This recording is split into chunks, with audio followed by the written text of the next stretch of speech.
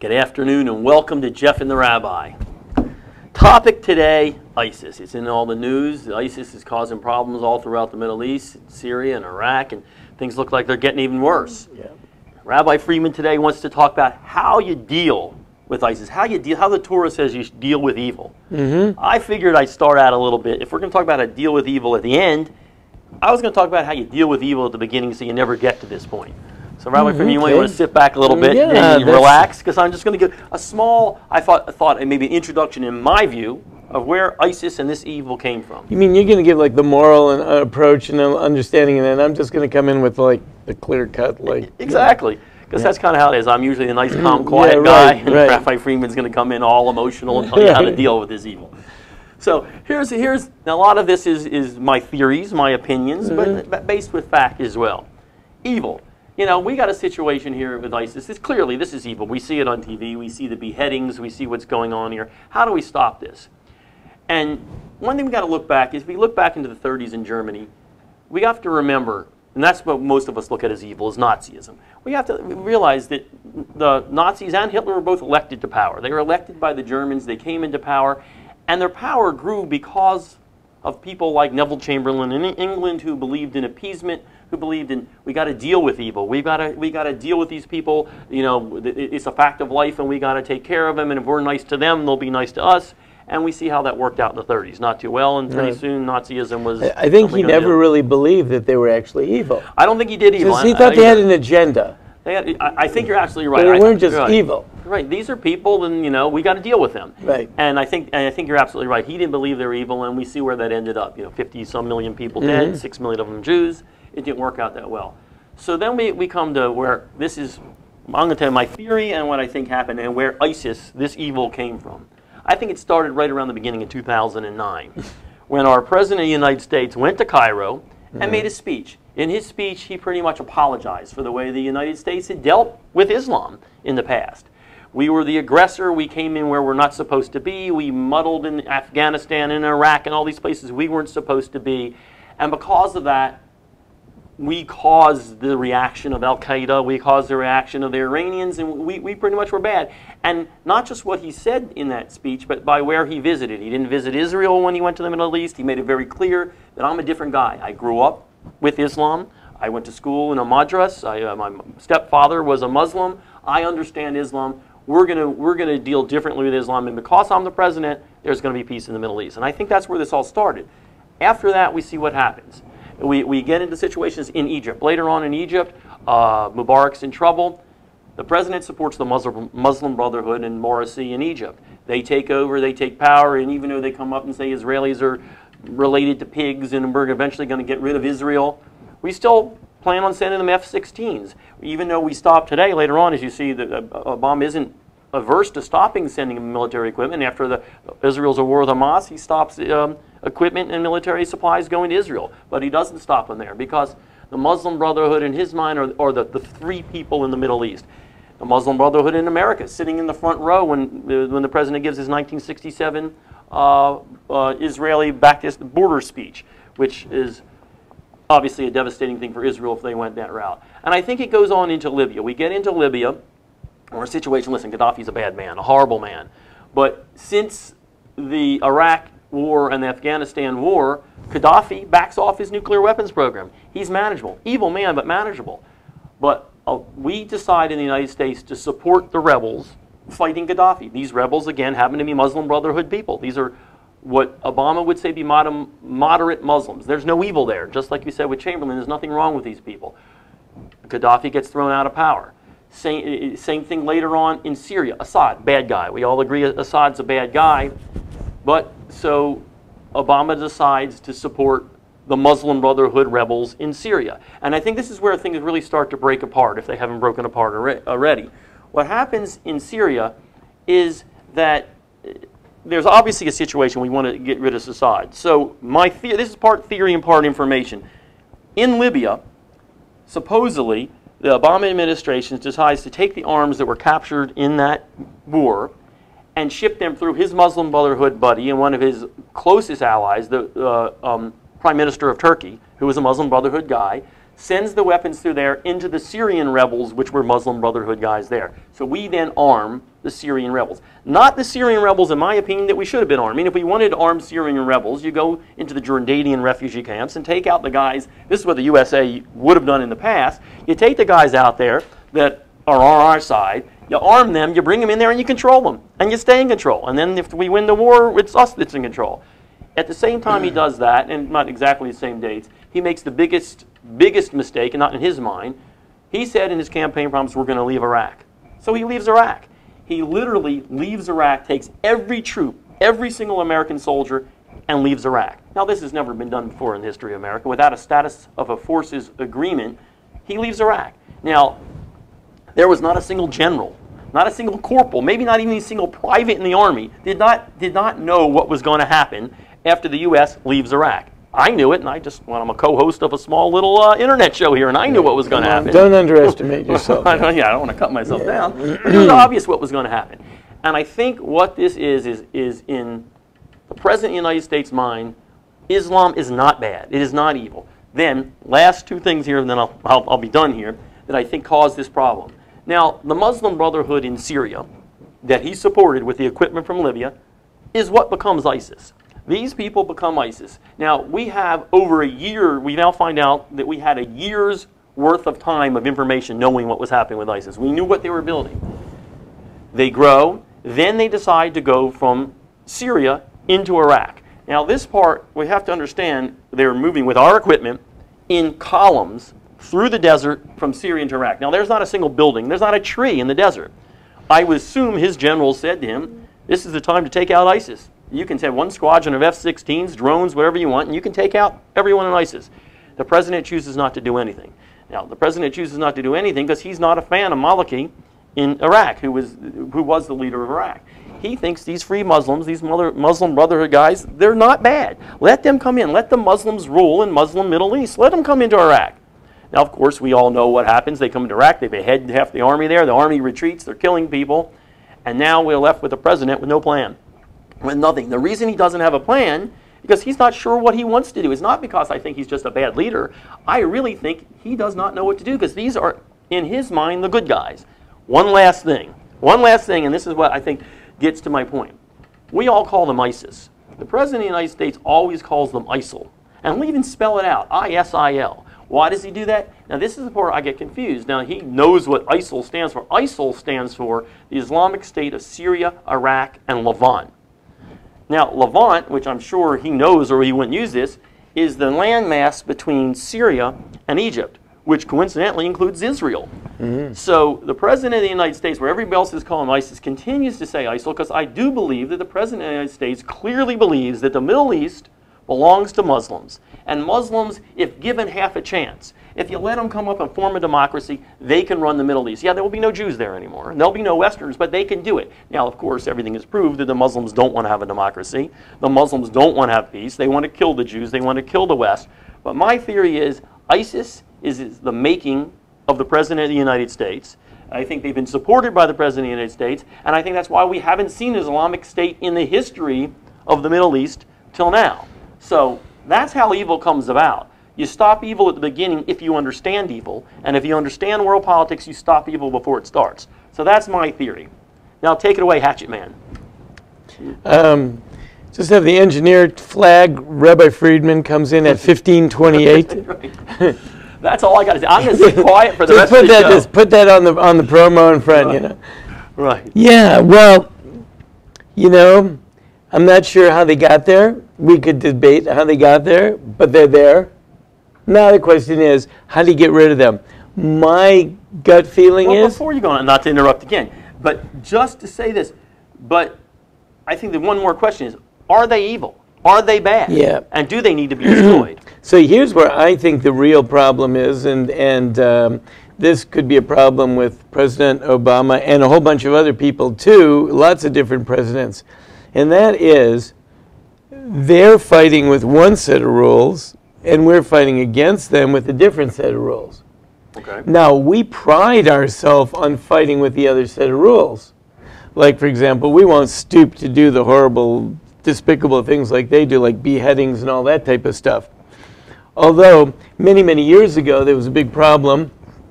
General Pershing was in the Philippines. and there was a big Muslim uprising in the Philippines. And what he did was, when he started shooting them, he took the bodies and he wrapped them up in pig. Yeah, right, because, you know, that has something to do with their, like, eternal whatever it is. And, you know, that really sent a message. In other words, you have to speak to people in the language which they understand. Now, this has a source in the Torah. Let me give you one. King David. King David's a pretty interesting guy, beautiful guy. He sang the songs of Israel. He's our inspiration. There was a nation called Ammon. Ammon living across, like Amman, Jordan. They were living where Amman, Jordan is. They were called the nation of Ammon. So they were over there. Long time, bad blood between them and Israel. The king of Ammon died, and King David wants to play nice with them. So he sent a delegation to the funeral of the king, representing himself. Right. So some people, the king's son, who's now the king, they said, don't trust these guys. These guys are spies. King David's planning an attack, and these guys are spies, and they're just spying out the place, and, you know, don't trust them. Now, King David was really trying to make nice, sent a delegation to the funeral. So what they did was they took these guys and they cut their beards half off, like one side of their face they cut off their beards, and they cut off their clothing above the buttocks, and they sent them back home. Now, you know, you send over like a royal delegation to come to a state funeral, and they cut their clothing off, their beards. I mean, total disgrace. Not a good thing. Total disgrace. King David says, all right, that's the last straw. Now, he bided his time. He didn't go out to war with them later. However, at some point later on, he launched an attack against Ammon. And he attacked them, and he defeated them. And then, what did he do? It says here, this is the end of chapter 12, second book of Samuel. And it says, he took out the people of the city and punished them with saws, with iron threshing boards, and with iron axes, and had them dragged through the muddy streets. This is what he would do in all the cities of Ammon. Now, he didn't just go kill them. He took it to him there. Right. Wow. Saws, iron threshing boards, iron axes, and dragging them through the streets. Wow. David. That's worse than waterboarding. You got it. David and all the people then returned to Jerusalem. Like, why did he do this? So it's very clear. He did it because he needed to send a message. You can't mess around. We're really serious. If you mess around, if you want to be nice, we'll be nice. If you want to be bad, you'll get bad, real bad, like worse than you thought. King David felt, now he didn't try to negotiate with them, and he didn't try to deal with them. He spoke to them in their language. Now, don't we always have a problem? That we're afraid that if we start doing this type of stuff, extra legal measures, we'll turn into them. Then we'll just be a bunch of crazed people. We'll start picking people up off the streets. We'll start ripping them apart with saws and iron threshing boards and, you know, all this horrible stuff. And then we will just be like them, and then the whole world will turn into just chaos and everyone beheading everyone and all that. So that's what we don't want to do that. Matter of fact, we pride ourselves. We don't stoop to your levels. We care about women and children. We care about innocent civilians and all this type of stuff. In the meantime, they're laughing because they said, you know what? You really don't care. They say, you don't really care. The reason I can tell you don't really care is because when you really care, if someone is molesting your wife or children, you go after them in any means possible. Right. If someone were to see his children being molested and would not take immediate visceral action, grabbing whatever is there and go like attack the person, there's something wrong with that guy. Obviously, that guy's got a, if that guy says, well, I have to think about what's the appropriate and measured response. So what these guys are hearing is, you people don't really care. If you did, you'd come after us like crazy. But you don't. And that's because you guys don't care. Well, we do, and you don't. And that's why we're going to win, because we care and you don't. And that's why they're not getting the message. Okay, so, but still, what about the fact, aren't we worried that we're going to turn into a bunch of like thugs just like they are? Well, for that, we turn to you got the Torah. You came more prepared. Got it all, right. So, this is book of Deuteronomy, chapter 13. In the book of Deuteronomy, chapter 13, it talks about a city that goes idolatrous. You know, idolatry is really, really bad in the Torah. Right. So let's say the whole city is gone idolatrous. You know, everyone there, the idolatry is the way, and they enshrine it in all the laws, and they have like open and public idolatrous services and worship, and they do all kinds of despicable things, okay? So God says, go investigate it. If it turns out that this city has gone off the deep end, kill them. You move into that town, you kill all of the inhabitants by the sword. Destroy them and everything that's in it, man, woman, and child, and even animals. Everything is destroyed. Then take everything from the whole town, all the booty, all the material, bring it into the public square, pile it up in a big pile, and light it all on fire. And leave it there as a big pile of ash till forever. So everybody can see it. Everybody can see it. Wow. And that's what you do. Kill everyone. You don't say, well, spare the women, the children. Everybody. You kill every single living being, man, woman, child, and even animals. What do the poor animals do? You know? Everyone's worried about where the animals, the children, kill everything. You have to wait the place out. Now, the next sentence is really instructive. The next sentence says, nothing from out of that destruction should stick to you. Meaning, don't pocket anything, don't try to take anything. Everything that's there, you got to burn it down. So that God will return his anger from you. Because if you tolerate evil in your midst, God doesn't like you. God holds it against you for letting evil persist in this world. And then it says, and here's the interesting phrase, and God will give you mercy and find mercy in you, as he swore to his fathers. Wow, so everyone says, like, what's with the mercy? What are you talking about mercy? Yes, that answers it right there. Yeah. So he says, you're going to say, here's the commentary of the Orach Chaim HaKadosh. Now, the Orach Chaim HaKadosh is very interesting. Is Rabbi Ben Attar, and he lived during the time of actually the Almohads, the Arabs, a very violent sect of Arabs. And he says, what does this mean? He says, what does this mean? Rabbi Ben Attar's comment. This is written already hundreds of years ago. He says, you know, since he commanded us to kill this city by the sword, even the animals, you might think that it would, and it naturally would, incite in us a lustful spirit. Right. Because you know, when there is wanton killing, there is a lustful spirit.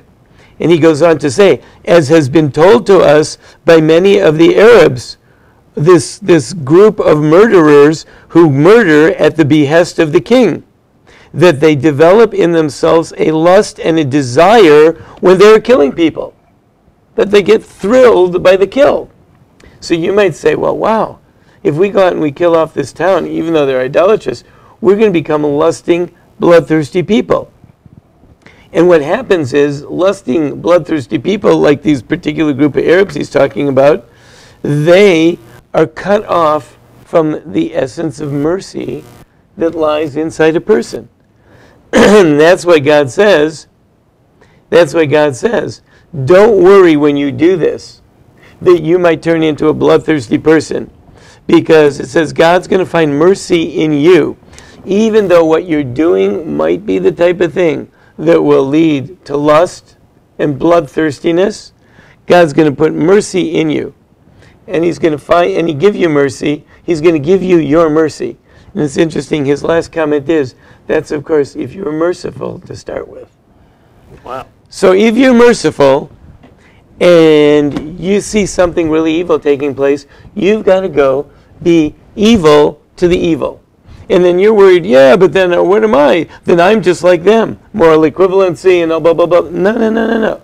If you're doing it because you're trying to wipe out evil, the way to wipe out evil is to be evil to it.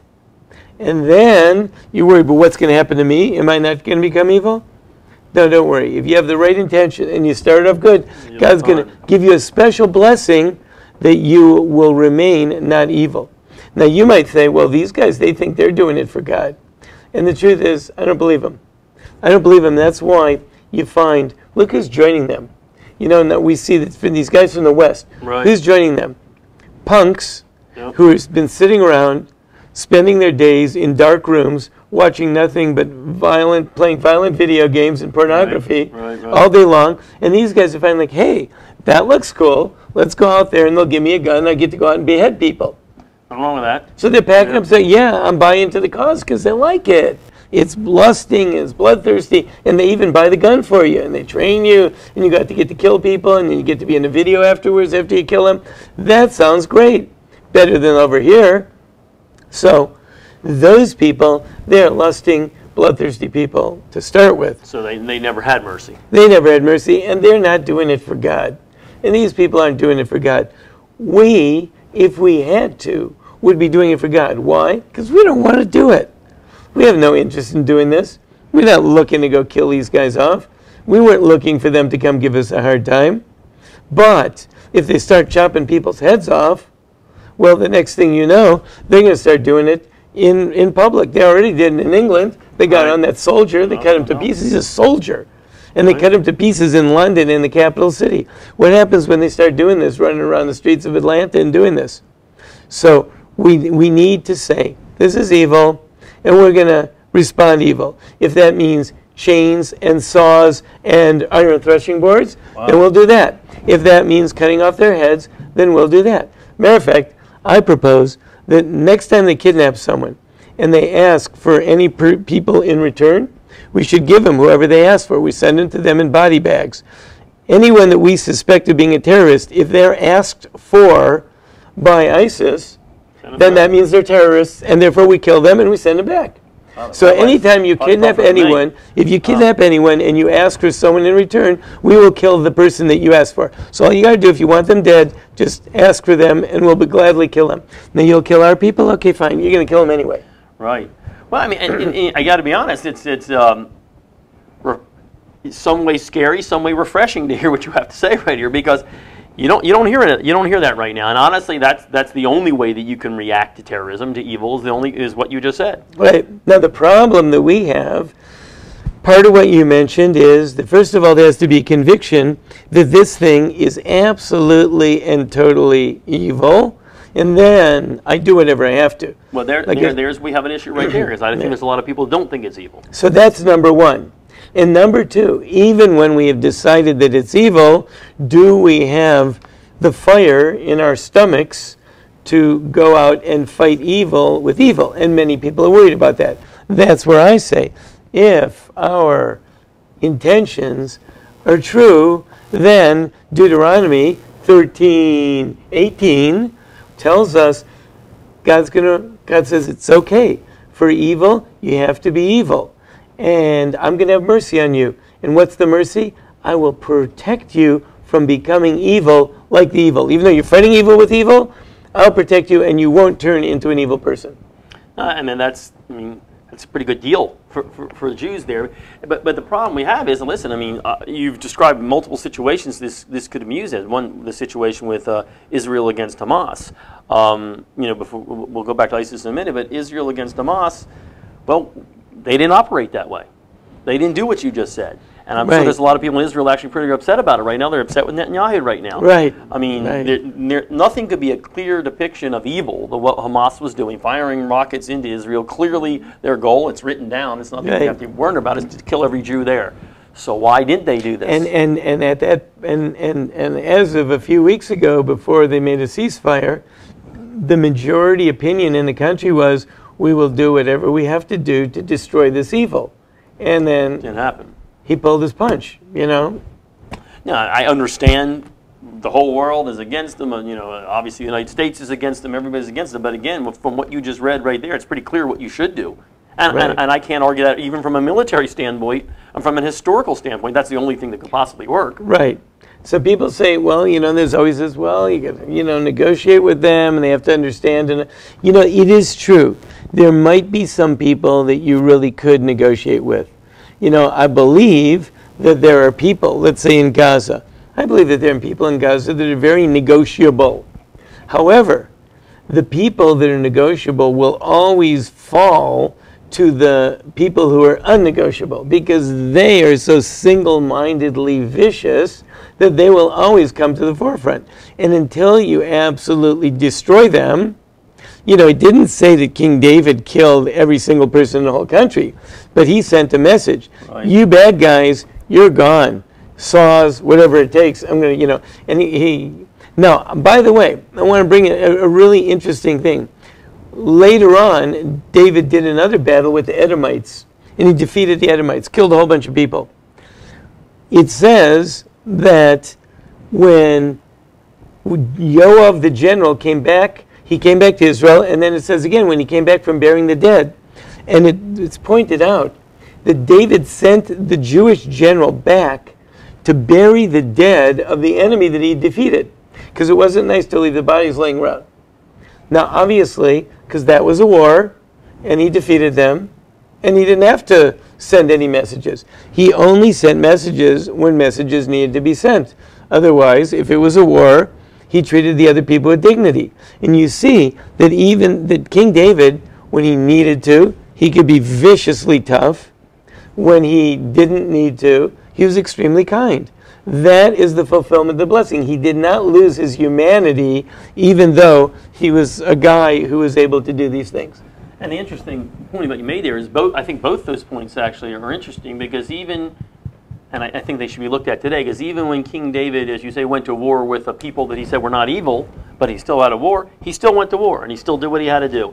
And I think one of the problems we have today in this world, in a more progressive world that we live in, and especially with the administration we have now, is we always have to say, well, we're not at war with Islam. There's so many good people in Islam. There's just bad people in Islam, but a very small amount of people. But the rest of the people in Islam are good. I mean, I honestly believe in 1933, most of the Germans were not bad either. I don't believe Germany the country of Germany was an evil country. I don't believe the Germans were evil. But I think by both of these examples that you give, the war has to be fought. You have to do what you have to do, and yes, there's going to be some people in there that are not bad people. Just like in Palestine, in Gaza, they're not bad people. So, but you have to do what you have to do either way, whether it's come in and defeat evil, which is the whole people, or defeat the evil within the people. You have to do what you have to do. Evil has to be fought with evil, and that is the only way that evil is destroyed. You can't destroy evil by trying to be nice. I know you're afraid that you'll become evil. And that's, God says, I know that too. But evil has to be fought with evil, and I'll protect you. Because when you're fighting evil with evil, you're being good. That's it. Evil, fighting evil is good. If you're fighting evil with evil, that's good. And when you're good, it's good. This is, I've said this many times. I grew up with a lot of violence on television and all that. But the interesting thing was, it was always good guys and bad guys. There's cops and robbers, cowboys and Indians, Americans and Germans, or Americans and Japanese, or North and the South, whatever it was. It was pretty clear. But there was always one guy with good guys, and then people got killed, and it was really bad and all that type of stuff. But there was nothing wrong with good fighting evil. Of course, nowadays, the evil is gratuitous because there isn't a bad guy and a good guy, it's just people. That's the problem, not recognizing evil as evil and thinking that anything that you do violent is bad. That's not true. When it's real evil, you can be violent with it. The lessons that I've learned from this conversation. Number one, recognize evil. Don't be afraid to call something evil. If something's bad, it's bad. If people are bad, they're bad. That's number one. Right. Number two, deal swiftly with evil. Don't wait. Take care of it. Do what you got to do. And if you got to be tough and you got to bring out the saws and whatever, you got to do what you got to do. You've got to. If not, you are wrong not to deal with evil. Right. Number three, we need to get you up there. Maybe I can fly you up to Congress, get you right there. Maybe in the Senate committee here this conversation on the Senate floor might be a little bit interesting. Maybe people would understand. This is what you got to do. I'll be like the first guy to address Senate holding a chainsaw. A chainsaw and a Torah in the other. Right. So, yeah. But it's an interesting thing is, this is one of the first shows that Rabbi Friedman's been way more radical than I have. Right. But I think you've got very good points here that maybe the rest of the world needs to listen to. Let's wake up a little bit. Maybe even Israel should listen to, you know. I mean, I know that Mr. Netanyahu reads Hebrew, so, check out the book. Recognize it and deal with it swiftly.